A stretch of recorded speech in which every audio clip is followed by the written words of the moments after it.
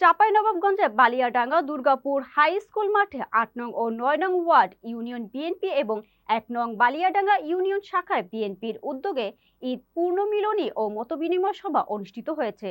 চাঁপাইনবাবগঞ্জ জেলা প্রতিনিধি মাহিদুল ইসলাম ফরহাদ আইটিভি বাংলাকে জানিয়েছেন, অনুষ্ঠানে প্রধান অতিথি হিসেবে উপস্থিত ছিলেন চাঁপাইনবাবগঞ্জ জেলার বিএনপি আহ্বায়ক গোলাম জাকারিয়া।